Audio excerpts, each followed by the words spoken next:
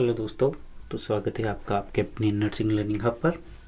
पिछली क्लास में हमने क्रोनिक रीनल फेलियर के बारे में पढ़ा था कि डिजीज़ क्या है, इसके कॉजेज़ क्या हैं और ये डिजीज़ जो स्पेसिफाइड ट्रिगर होती है वो कौन कौन से डिजीज़ से होती है। क्रोनिक रीनल फेलियर में हमने भी ये भी देखा था, ये एक सिस्टम को अफेक्ट ना करके मल्टी सिस्टम को अफेक्ट करती है, जिस कारण इसमें जो सिम्टम्स आएंगे वो हर एक सिस्टम से अलग अलग प्रकार के हमें देखने को मिलेंगे। तो आज हम वही पढ़ेंगे क्लिनिकल फीचर्स इसके। तो सबसे पहले हम देख लेते हैं इसके क्लिनिकल फीचर्स जो है। सबसे पहले यूरिनरी सिस्टम से हमें क्या क्या देखने को मिलेगा। यूरिनरी सिम्टम्स इसके क्या क्या हमें देखने को क्या क्या देखने को मिलेंगे। तो सबसे पहले इसमें जो हमारी किडनी है वो यूरिन का प्रोडक्शन सही प्रकार से नहीं कर पा रही थी क्योंकि इसके नेफ्रॉन डैमेज हो गए। तो हमें क्या देखने को मिलेंगे इसमें, हमें देखने को मिलेगा इसमें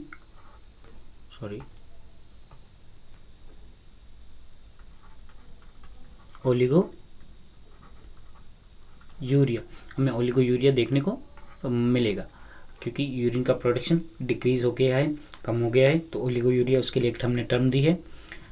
उसके बाद अगर ओलिगो यूरिया किसी पेशेंट को हो रहा है तो उसके जो वाटर है, जो यूरिन है, वो सही अमाउंट में बाहर एक्सक्रीट नहीं हो पाएगा। एक्सक्रीट नहीं हो पाने के कारण वो उसकी बॉडी में क्या होगा, फ्लूइड जमा रह जाएगा, रिटेंशन होने लग जाएगा। वो फ्लूइड जाएगा कहाँ, वो हमारे ब्लड वेसल्स में चला जाएगा, जिसके कारण क्या होगा, हाइपर वोलेमिया की कंडीशन डेवलप हो जाएगी। और हाइपर वोलेमिया हो रहा है तो हमने एक्यूट रीनल फेलियर देखा ही था, पढ़ा ही था कि हाइपर वोलेमिया होने के बाद एक कंडीशन डेवलप होती है, इंक्रीज वस्कुलर कंजेशन। ये कंडीशन डेवलप होगी। वस्कुलर कंजेशन क्या होता है कि जैसे हमारी ये वेसल्स है, इसमें ब्लड है, ब्लड ही होगा वेसल्स में, तो ये क्या होगा, ये ज़्यादा अमाउंट में भर जाएगा। एक कमरे में समझ लो आपको 3 आदमी बैठ सकते हैं, हमने उसमें 25 घुसा दे तो क्या होगा, एकदम दिक्कत सी हो जाएगी, आप दीवारों से सटे हुए हो जाएंगे, खिसकने लगेंगे। तो इसी प्रकार ये ब्लड जो है इसकी वॉल पर ज़्यादा प्रेशर लगाने लग जाएगा। और हमें ये भी पता है ब्लड द्वारा ब्लड वेसल्स की वॉल पर लगाए जाने वाले प्रेशर को हम क्या कहते हैं, ब्लड प्रेशर कहते हैं। तो क्या हो जाएगा, इंक्रीज ब्लड प्रेशर इंक्रीज हुआ, उसके लिए हमें एक टर्म दी गई है हाइपर टेंशन की कंडीशन डेवलप हो जाएगी पेशेंट में, ठीक है। और इसके साथ साथ ही अगर यूरिन कम अमाउंट में निकल रहा है तो यूरिन के साथ में बहुत सारे प्रोडक्ट भी बॉडी से बाहर निकलते हैं। जैसे क्या होगा, यूरिया बॉडी से बाहर नहीं निकल पाएगा, जिसके कारण क्या हो जाएगा, क्या होगा, बॉडी में यूरिया ज़्यादा अमाउंट में रहने लग जाएगा और ये कई सिस्टम को अफेक्ट करेगा। कैसे करेगा, आगे पढ़ेंगे, ठीक है। यूरिनरी सिस्टम में हमें ये सिम्टम्स देखने को मिलेंगे। साथ ही यूरिन अपने साथ बाहर क्या एक्सक्रीट करता है, सोडियम। तो सोडियम का क्या हो जाएगा, रिटेंशन, सोडियम रिटेंशन होने लग जाएगा, ठीक है। नेक्स्ट हम क्या देखते हैं, ये हुआ इस हमने सीधा यहाँ देखा वस्कुलर कंजेशन बढ़ रहा है तो कार्डियक सिस्टम में आता है ये। दूसरा होगा कार्डियोवास्कुलर सिस्टम में क्या क्या ये अफेक्ट करेगा। तो इसमें सबसे पहले हमने क्या देखा था, वस्कुलर कंजेशन हो रहा है, इसके बाद में क्या, हाइपरटेंशन। तो हम यहीं से स्टार्ट करते हैं कि कार्डियोवास्कुलर सिस्टम में सबसे पहले कि हमें क्या देखने को मिलेगा, हाइपरटेंशन देखने को मिलेगा। हाइपरटेंशन अगर किसी पेशेंट को हो रहा है तो उसमें कई सारी चीज़ें डेवलप होगी। हाइपरटेंशन, ब्लड का प्रेशर बढ़ रहा है, ब्लड के प्रेशर बढ़ने से ये किसका ट्रिगर पॉइंट हो सकता है, हार्ट अटैक का। ये हार्ट अटैक का ट्रिगर पॉइंट हो सकता है। उसके बाद में और क्या होगा, पेरिफेरल वस्कुलर कंजेशन बढ़ने के कारण जो ब्लड है यहाँ से क्या होगा, प्लाज्मा बाहर निकलने लग जाएगा, बॉडी ब्लड वेसल से बाहर निकलेगा, ठीक है, ऑस्मोसिस के प्रोसेस द्वारा। तो क्या होगा, पेरिफेरल एडिमा, पेरिफेरल एडिमा की कंडीशन डेवलप हो जाएगी। पेरिफेरल एडिमा हुआ, उसके बाद में हमने ये चीज़ देखी थी, यूरिया बॉडी से बाहर नहीं निकल पा रहा है, तो यूरिया बॉडी से बाहर नहीं निकल पाएगा तो क्या हो जाएगा, इसके कारण ये भी तो ब्लड में ही मिलेगा। ठीक है, यूरेमिया कौन सी कंडीशन डेवलप होगी,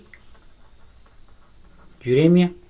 तो यूरेमिया ब्लड में मिला हुआ है, हमें पता है ब्लड वापस पंप होने के लिए हार्ट में जाता है, हार्ट में जाके ये क्या कर देगा, ये कर देगा यूरेमिक कार्डाइटिस।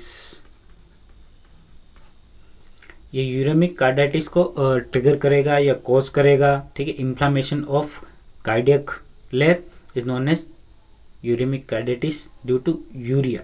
ठीक है, यूरेमिक कार्डाइटिस हुआ तो इसमें एक सिम्टम और आता है, क्या, पेरिकार्डियल रब, पेरिकार्डियल रब या फ्रिक्शन रब, पेरिकार्डियल फ्रिक्शन रब, फ्रिक्शन रब। तो ये तो हो गए यूरिनरी कार्डियोवास्कुलर। और नेक्स्ट अब हम डिजीज का देखते हैं कि कार्डियक से सटा हुआ कौन सा सिस्टम होता है, तीसरे नंबर का रेस्पिरेटरी।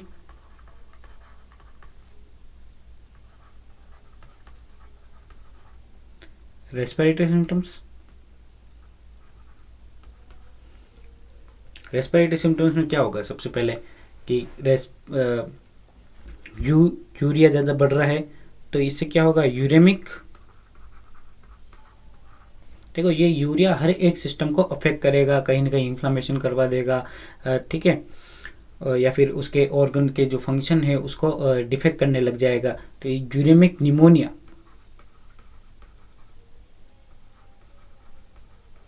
निमोनिया डेवलप करेगा।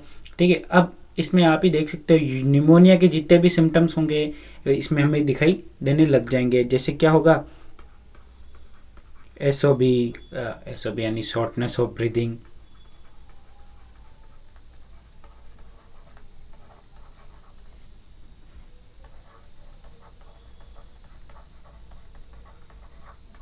शॉर्टनेस ऑफ ब्रीदिंग हमें देखने को मिलेगी।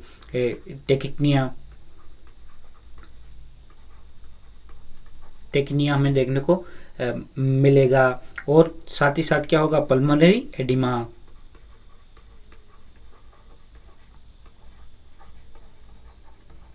एडिमा हमें देखने को मिलेगा। अब हमारे मेजर जो 3 ऑर्गन्स हैं, जैसे यूरिनरी, कार्डियोवास्कुलर और रेस्पिरेटरी, ये 3 अफेक्ट हो चुके हैं। अब इन 3 के अफेक्ट होने के बाद में कौन सा अफेक्ट होगा, सीधा हमारा सेंट्रल नर्वस सिस्टम या न्यूरोलॉजिकल सिस्टम हमारा अफेक्ट होने लग जाएगा। तो चौथा हमारा कौन सा हुआ, न्यूरोलॉजिकल सिम्टम्स। अब न्यूरोलॉजिकल सिम्टम्स में क्या क्या देखने को मिलेगा, सबसे पहले हमें क्या देखने को मिलेगा, इसी यूरिया के कारण, इसी यूरेमिक कोज के कारण, देखो ये यूरिया बहुत तरीके से अफेक्ट करने वाला है बॉडी को। तो आगे देखते हैं, यूरिया बढ़ने के कारण हमारे बॉडी में क्या होगा, अटेंशन की कमी आ जाती है। तो डिक्रीज अटेंशन, जो हर किसी भी काम में पेशेंट ध्यान नहीं दे पाएगा। अटेंशन लॉस होने की कंडीशन में क्या होगा, ड्राउजीनेस, ड्राउजीनेस की कंडीशन आएगी पेशेंट को।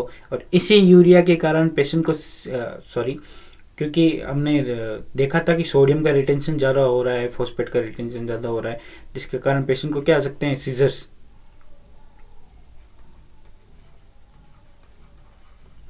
सीजर्स आ सकते हैं, या पेशेंट कोमा की कंडीशन में जा सकता है। ठीक है, ये तो हमारे हुए मेन 4 सिम्टम्स या सिस्टम के सिम्टम्स जो हमें इसमें देखने को मिलेंगे। अब और कौन से सिस्टम इसमें अफेक्ट होंगे, तो उसके बाद होगा जीआई सिस्टम। जीआई सिस्टम इसमें अफेक्ट होगा। अब जीआई सिस्टम मैंने बताया था कि जो यूरिया जो है वो हर एक सिस्टम को किसी न किसी प्रकार से अफेक्ट करेगा।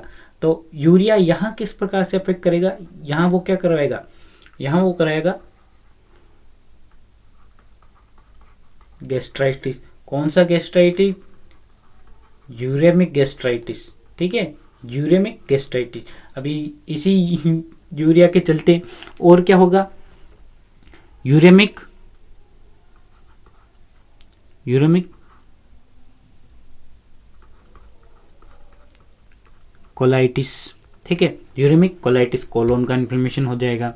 साथ में ये जो गैस्ट्रिक है, ये यूरिया जो है, ये हमारी बॉडी में क्या करे? गैस्ट्रिक जो इंटरनल लाइनिंग है, इसको इरिटेट करेगा, जिसके कारण क्या हो सकती है? जीआई ब्लीडिंग हो सकती है। ठीक है, तो ये भी इसका एक सिम्टम होगा। और सबसे यूनिवर्सल जीआई ट्रैक, अगर हम किसी भी बीमारी में हमें सबसे पहले जीआई का कौन सा सिम्टम देखने में मिलता है? एनोरेक्सिया। ये तो ये कोई भी बीमारी हो, एनोरेक्सिया हमें देखने को मिलेगा ही। साथ में वोमिटिंग, और वोमिटिंग है तो और क्या आ जाएगा? नोजिया। नोजिया देखने को हमें मिलेगा। ठीक है, अब नेक्स्ट क्या है? इंटेगोमेट्री।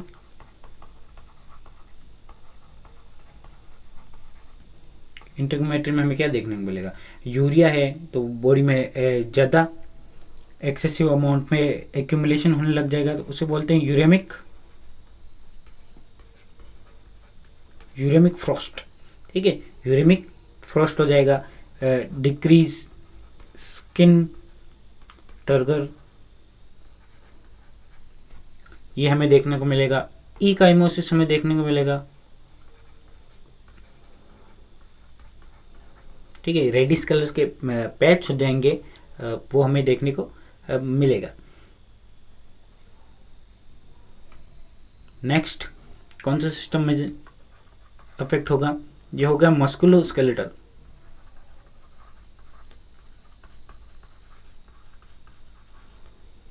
मस्कुलोस्केलेटल में हमें क्या क्या देखने को मिलेगा? Bone pen, bone pen. ठीक है, मसल्स क्रैम्प,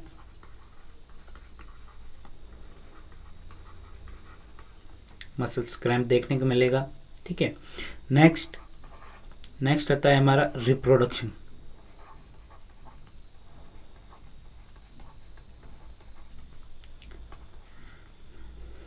ये रिप्रोडक्शन में क्या होगा? जो पेशेंट है उसकी फर्टिलिटी रेट में कमी आएगी, डिक्रीज फर्टिलिटी रेट। ठीक है, पेशेंट में लिबिडो की कमी, डिक्रीज आ जाएगा, लिबिडो में उसको इंटरेस्ट नहीं रहेगा, लिबिडो। ठीक है, इम्पोटेंसी आने लगेगी पेशेंट को, मतलब पेशेंट इम्पोटेंस हो सकता है।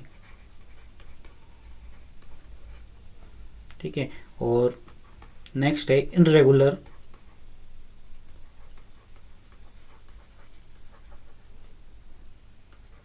मीन्स। ठीक है, जो उसका मेंस्ट्रुअल साइकिल का जो पीरियड होगा वो इरेगुलर हो जाएगा, घट जाएगा, बढ़ जाएगा, ऐसा समथिंग होने लगेगा। तो ये है, तो हमने देखे सिम्टम्स। अब बात करते हैं इसके डायग्नोस्टिक इवोल्यूशन की, या फिर डायग्नोस्टिक इन्वेस्टिगेशन हम इसकी क्या क्या करेंगे। डायग्नोस्टिक इवोल्यूशन में सबसे पहले हम क्या करेंगे? Renal function test. Renal function test करके हम इसे देख सकते हैं। नेक्स्ट है इलेक्ट्रोलाइट टेस्ट।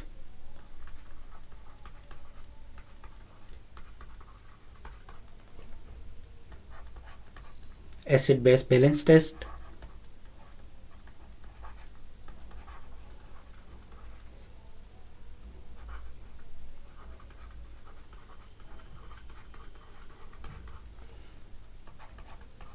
और सीबीसी।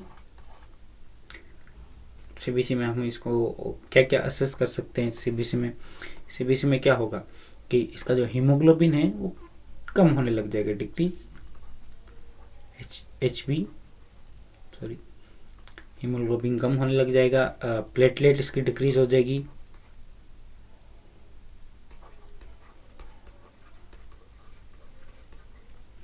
प्लेटलेट्स की डिक्रीज हो जाएगी। अब ये तो हमने रीनल के लिए देखा था। कार्डियोवास्कुलर सिस्टम के लिए हम कौन कौन से टेस्ट कर सकते हैं? ईसीजी कर सकते हैं, एंडोकार्डाइटिस तो नहीं हो रहा है उसे, ठीक है, पेरिकार्डियल में कुछ देखने को नहीं मिल रहा, चेंजेस तो नहीं है। इको कर सकते हैं, इकोकार्डियोग्राम कर सकते हैं, एक्सरे कर सकते हैं, ठीक है, ये हमें देखने को मिलेगा। और रेस्पिरेटरी सिस्टम के लिए हम क्या करेंगे? रेस्पिरेटरी सिस्टम के लिए SpO2 और एक्सरे हम चेक करेंगे। और GI के लिए, गैस्ट्रोइंटेस्टाइनल के लिए हम एंडोस्कोपी कर सकते हैं, कोलोनोस्कोपी कर सकते हैं, ठीक है। यही हमें डायग्नोस्टिक इवैल्यूएशन उस पेशेंट पे करने हैं। अब इसके ट्रीटमेंट की हम बात करते हैं कि इस ट्रीटमेंट हम किस प्रकार से करेंगे, इसका मैनेजमेंट हम किस प्रकार से होता है। तो क्रोनिक रीनल फेलियर में मेन क्या है? यूरिन के प्रोडक्शन को बढ़ाना। तो इसका मेन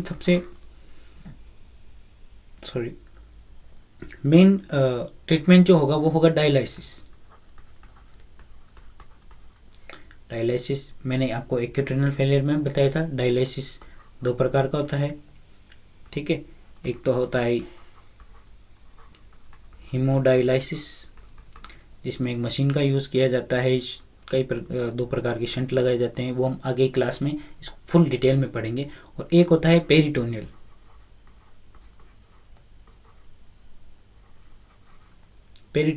डायलिसिस, ठीक है। ये 2 प्रकार से डायलिसिस किया जाता है। दूसरा है, इसमें जो भी हम मेडिकेशन देंगे, वो उसकी इसके कोज के अकॉर्डिंग होगी, बेस्ड ऑन इस कोज।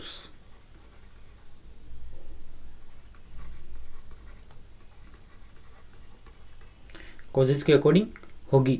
और अंत में ही क्रोनिक रीनल डिजीज में जब ये एंड स्टेज रीनल डिजीज में पहुंच जाएगी तो हमारे पास सिर्फ एक ही इसका ट्रीटमेंट रहेगा, वो होगा रीनल ट्रांसप्लांटेशन।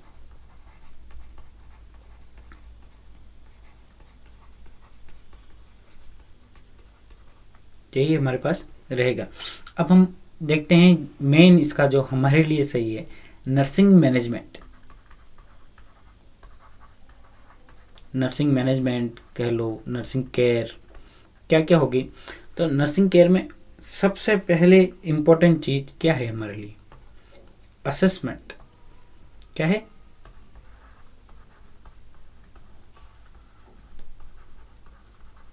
असेसमेंट। हम इसमें 4 क्राइटेरिया देखेंगे, 5 देखेंगे। असेसमेंट कैसे करेंगे उसका, कि असेसमेंट में उसको क्या क्या करना है। उसके बाद में हम उसको डाइट कौन कौन सी देंगे, ठीक है।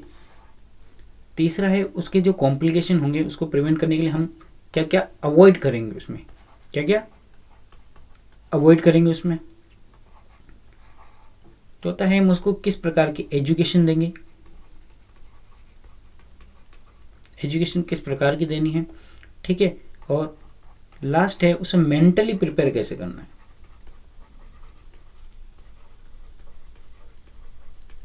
क्योंकि अगर पेशेंट का डायलिसिस हो रहा है, क्योंकि डायलिसिस लंबे समय के लिए चलता है, और या फिर पेशेंट का रेनल ट्रांसप्लांटेशन होने वाला है, तो उसके और उसके फैमिली को मेंटली हमें उसके लिए प्रिपेयर करना पड़ेगा, ठीक है। तो सबसे पहले हम असेसमेंट में देखते हैं। असेसमेंट में क्या क्या करेंगे हम पेशेंट का। असेसमेंट में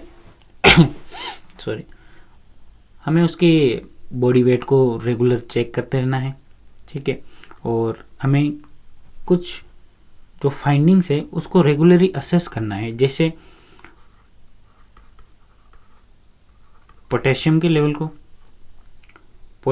हम उसका चेक करते रहेंगे। उसके बाद क्या है, हमें उसके सोडियम के लेवल को चेक करते रहना है, ठीक है। हमें उसके फॉस्फेट के लेवल को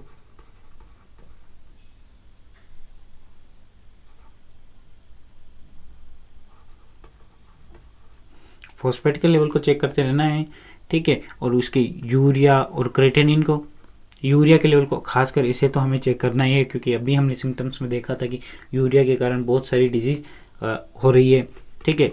ब्लड प्रेशर को हमें उसके एसेस करते रहना है। न्यूरोलॉजिकल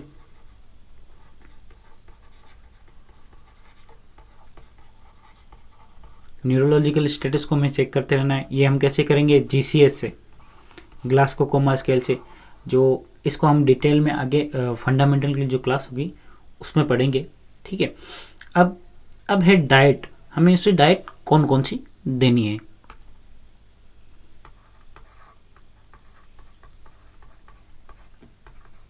डाइट के बारे में हम बात करें पेशेंट को, तो हमें डाइट में सबसे पहले क्या देना है? हमें किडनी का सबसे ध्यान रखते हुए ऐसी डाइट देनी है जो किडनी का वर्कलोड ना बढ़ाए, ठीक है। किडनी का वर्कलोड कैसे बढ़ता है? अगर ज़्यादा प्रोटीन हम लेते हैं, कंज्यूम करते हैं, तो उससे किडनी का वर्कलोड बढ़ता है। तो हम लेंगे मॉडरेट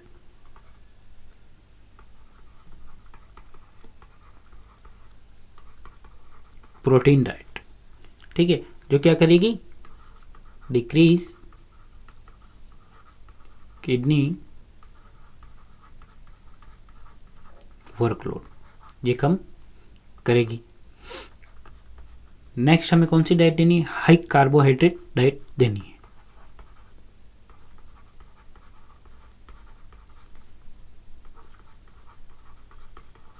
हाई कार्बोहाइड्रेट डाइट उसे हम देंगे, क्योंकि प्रोटीन सही मात्रा में नहीं दे रहे हैं, तो कार्बोहाइड्रेट एनर्जी प्रोड्यूस करने के लिए हमें चाहिए। नेक्स्ट होगी लो पोटेशियम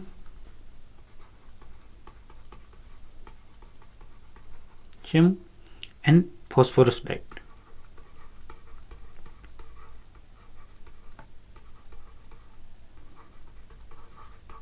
ठीक है, क्योंकि इन दोनों का अमाउंट क्रोनिक रीनल डिजीज में बढ़ रहा है, जिसके कारण हमें ये कम अमाउंट पे देनी है। साथ ही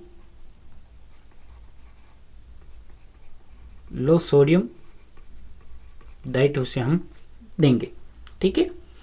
अब नेक्स्ट क्या आता है हमारा? हमें क्या क्या अवॉइड करना है पेशेंट में। अवॉइड में हम क्या क्या देखेंगे?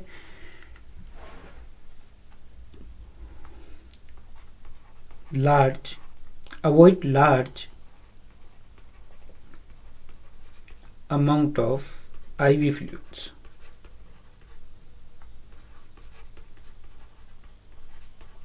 ठीक है, ये हमें उसमें अवॉइड करनी है। क्यों? क्योंकि आगे ही तो किडनी हमारी फ्लूइड के लेवल को मेंटेन नहीं कर पा रही है, एक्सक्रीट नहीं कर पा रही है, और उसे हम फ्लूइड दे रहे हैं, तो ये सही नहीं रहेगा उसके लिए, ठीक है। किडनी पर वर्कलोड ज़्यादा बढ़ जाएगा। नेक्स्ट हमें क्या करना है? ऐसी कोई भी मेडिकेशन हमें अवॉइड करनी है जिसमें मैग्नीशियम हो, पोटेशियम हो या फॉस्फोरस हो, ठीक है, ऐसी हमें मेडिकेशन अवॉइड करनी है। तो avoid medication which contain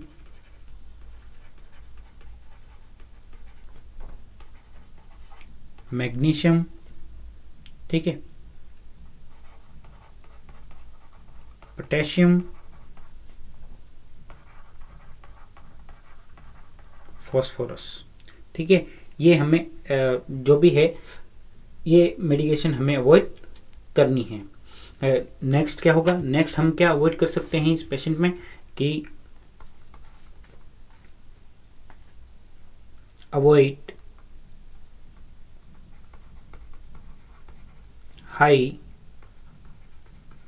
salt diet. ऐसी डाइट हमें उसे नहीं देनी है जिसमें क्या है कि सोडियम का लेवल या फिर साल्ट का लेवल बहुत ज़्यादा है, ठीक है। नेक्स्ट हमें उसे काम और स्टडी एनवायरनमेंट में रखना है। क्यों? क्योंकि पेशेंट में कैल्शियम का लेवल ज़्यादा बढ़ जाने के कारण पेशेंट को टिटेनी की कंडीशन डेवलप हो सकती है, टिटनेस हो सकता है। तो अवॉइड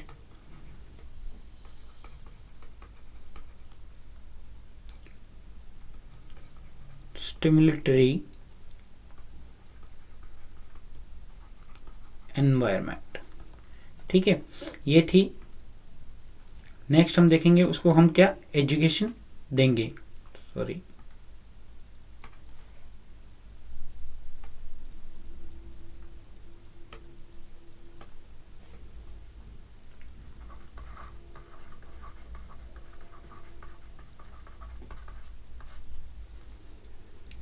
पेशेंट को हम क्या क्या एजुकेशन देंगे। तो सबसे पहले हम उसे पेशेंट को उसके ट्रीटमेंट के बारे में एजुकेट करना है। तो एजुकेट अबाउट ट्रीटमेंट, पेशेंट के ट्रीटमेंट के बारे में हम उसे एजुकेट कर सकते हैं कि ये भाई ये मेडिकेशन आपको इसके लिए दी जा रही है, ये प्रोसीजर से आपको ये फ़ायदे होंगे या ये नुकसान होंगे। ठीक है, पेशेंट को डराना नहीं है, सही सरल और सीधी सीधी भाषा में उसे कहना है। ठीक है, ठीक है। मेंटली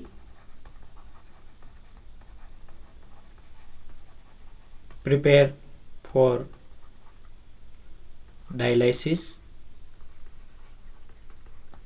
एंड renal transplantation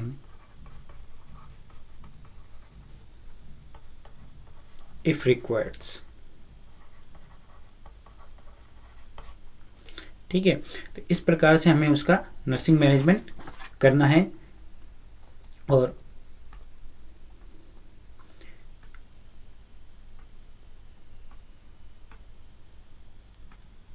ठीक है, तो आई होप आपको ये क्लास पसंद आई होगी। अगर आपको पसंद आई तो लाइक कीजिए, अपने दोस्तों में शेयर कीजिए, और अगर आपने अब तक सब्सक्राइब नहीं किया है तो नीचे दिए हुए लाल बटन को दबा दीजिए। Thank you.